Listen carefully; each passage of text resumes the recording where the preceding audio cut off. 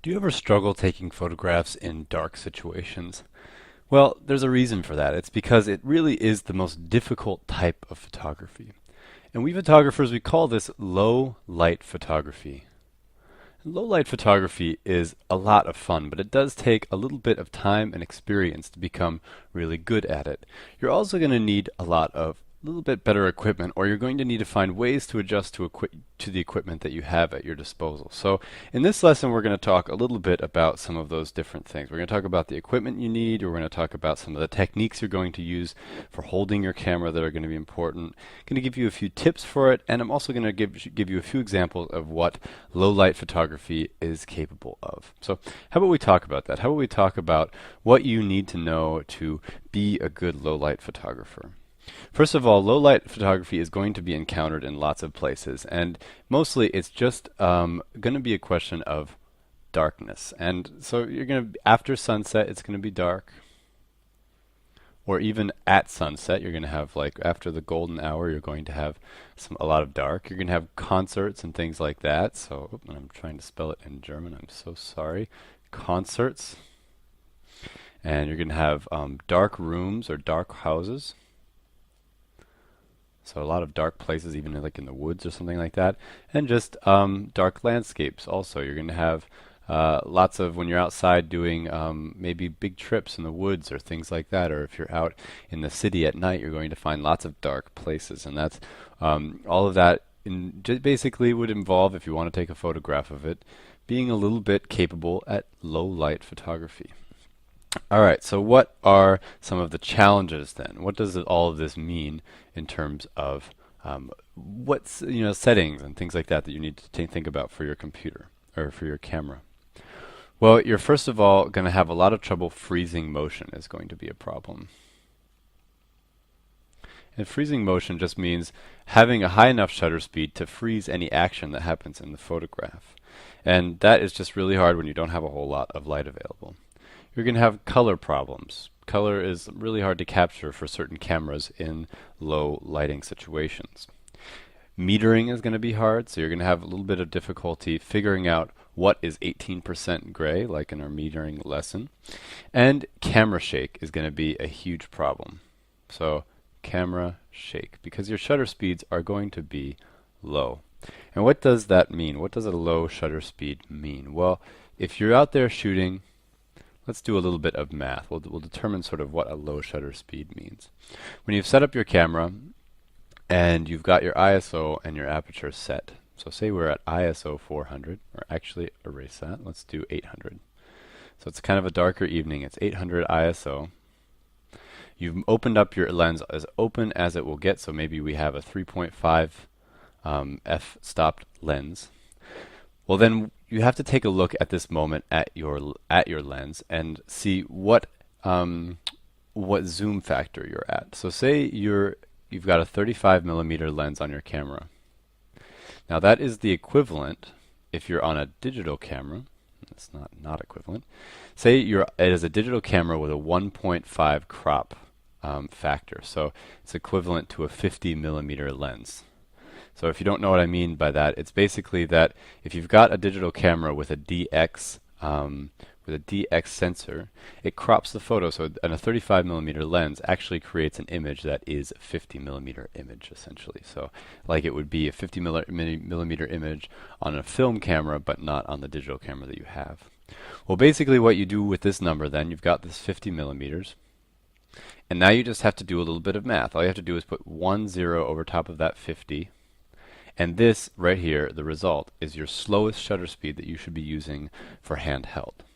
Now if you've got vibration reduction or things like that, so that you'll see things called VR lenses, or you'll find things that are stabilizers, things like that, you might be able to go up one stop. So one stop in this situation would be 1/100th of a stop, or 1/100th of a second. So you might be able to get away with that with a VR lens. So this is your slow shutter speed. Once you get below this, once you get below your handheld speed, is when you're really hitting your slow shutter speed area for your camera, and that's when you want to start thinking about special techniques for holding the camera, where to set it, if you need a tripod, things like that. So along those lines, equipment. Let's maybe talk a little bit about equipment over here in the bottom left. Things that might help you. A tripod might be a good idea. Now, if you don't have a tripod or you can't afford a tripod, just find places where you can put your camera. Things that you can, where places, things that you can set your camera on or brace it against. So you could, for example, brace your camera up against a telephone pole and hold it very steadily and maybe even wedge a finger in between the camera and the pole as sort of a stabilizer and push the button. But you're trying to reduce this camera shake. That's why you've got the tripod. You want to cut down on your camera shake. You could also think about a flashlight. Would be a good idea. I find flashlights are great for lots of things. For example, for working with the camera. Sometimes you have buttons you might not know where they're at. And it's also good for setting up and even for light painting. We'll talk about light painting a little bit towards the end of the lesson. Also, if you have an SLR, you want a fast lens, but you don't necessarily need one. Just an idea. You could also have a strobe or sometimes what's called a flash in sort of common English. A strobe is just the thing that's on the top of your camera, but maybe you have a separate one that you can use, and I'll show you some uses for that. Another thing you could try is having a cable release. I'm not going to write it down because it's really a little bit extra and most people don't really need it. Alright, so that is kind of an introduction to some of the concepts here, some of the things that you might need to know, and some of the things that I might mention here in this lesson. Alright, so let's just take a couple example images here. We're going to start out back in Montana, where I come from, and I took this hike with my friend Christopher. And Chris is sitting here next to the fire, and I am at ISO 400. I'm at f5. I'm at a 15th of a second. Now just a little bit later, and this is just really just after sunset, so right here the sun's setting, and right here over on the right, the sun has already set, and still we're at 400, and still we are at f5. But now we are at 10 seconds. So that is a huge difference. That is multiple times longer. This right here is your low shutter speed situation. And I did this with a tripod. Don't necessarily need to. I could have set it on a rock. I could have put it on my camera bag, whatever was high enough to get the image that I wanted. But you can see here that Chris didn't move during the image. That's while I was taking the photograph. And luckily he was just tranced out staring into the fire, and I just took a photo while he was doing that. I didn't have to ask him to do that or anything like that. But if he were to move, the photo would be sort of different. It would be it might have, I would say, ruined, but not necessarily. But you can see here, because the exposure is so long, you can see the sparks coming up off the fire. You can see the glow of the fire everywhere, the glow of the sky, the big beautiful Montana sky back there. And you can really kind of see everything. And you can see also the difference here between these two photographs. I would say both of them are low light photographs, but this one over here to the right is much lower and definitely is a little bit harder of an image to get. You can get this image to the right with just about any camera, even a really inexpensive camera, but it really is going to push the limits of your camera. And we should talk a little bit maybe about that as we're rolling through here. Really good cameras have a much better sensor in terms of its ability to capture low light. That's really what makes a sensor really a quality sensor. And so when they put a sensor in a really cheap camera or in a cell phone, it's often just a sensor that is pretty light sensitive but not very. And when you turn up the power on that sensor, and as you get up towards the higher ISO ranges, that's where you really start seeing sort of the quality fall off, and that's where the images start to kind of become a little bit less pretty.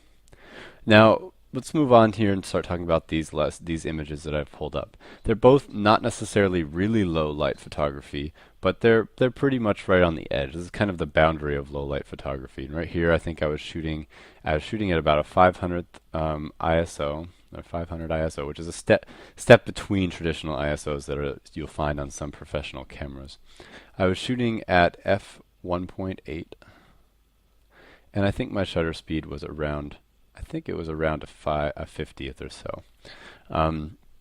And this is just an example of sort of the moodiness that I love about low light photography. It's great. And this image over here to the left was actually taken with the same f-stop and the same shutter speed, but it was taken at an an 800 ISO, so a little bit lower. And this is one of the things about having a better camera. These photos were taken both with my nicer professional camera, and you can just kind of see the difference in the quality of an 800 ISO on a better camera. The colors are accurate and the contrast is good, and I'm also using a really nice lens, which helps a little bit. And over here I was using the same camera and got really nice results, just because I was also able to hold my camera very carefully.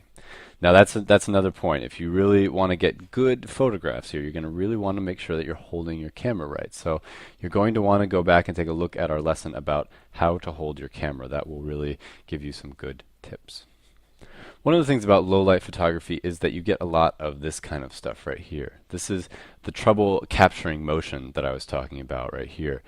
And even here on this image, if you look up close on Dev's hand, you can see that his hand is moving, and it's hard to capture motion in low light situations. So you can see here, I took many versions of this photograph to the left here, and I ended up going with the one where he was moving the least, because otherwise the image was just a little bit too blurred to really match the feeling that I kind of wanted for it. So that's one thing to watch. You also want to watch the noise. If you look closely at these images, you can see what's called digital noise or grain if you're working with a film camera.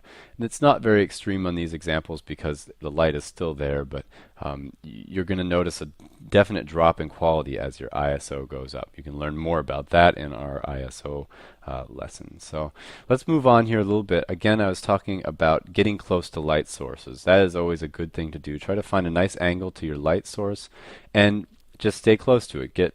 Try to get some different angles without burning yourself. I think I almost actually caught my sleeve on fire taking the photo to the right here. And to the left you can see I just caught there was a light coming down beaming through this wine glass, and it made this cool reflection on the table.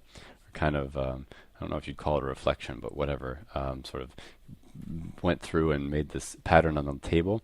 And I got up close on that, and because it's a really bright thing, I could underexpose everything else and just concentrate on that piece of light. And that's another thing. You're going to have to really watch your exposure in these sort of situations. And I would say if you're in doubt, I would underexpose. And underexposing is good for digital cameras because you really kind of can pull a lot of the information back out. If you're using a film camera, you can't really get rid of it all. So you want to try not to underexpose as much if you can, but underexposure is okay for digital in a lot of ways, so you can always try that. You can also, I would recommend getting some friends to join up and maybe even trying out some light painting. Light painting is a lot of fun, and you can do it with lots of different things. You can use a strobe, like I mentioned before at the beginning. You can use a flashlight. So here to the right, we've used a strobe. And to the left, we're using a frisbee. It's like a, but you can just exchange it for an LED light or a flashlight or whatever. And basically all we did for these images, this one, for example, to the left here, is just a 30-second exposure. And we just had the people in the group write the word photo camp. This was a photo camp that I was leading last year, or 2 years ago now. And we just had them write it with their hands, and then they threw the frisbee away. It had an LED light on it. And in that time that light passed across through all their hands, you can see that they're standing there. They stood standing, and the sensor captured the light as that frisbee moved along the path of the words photo camp. And so you can do this with lots of other different types of light source. I'll show you another example here in a second. And this one to the right, you can see that we just had someone, you can see the person actually standing here, fire a strobe at our friends while they were jumping up in the air. And this was actually probably like I think it was maybe like a 10-second exposure or so. But it doesn't matter because just that one moment where the flash hit them is when you actually see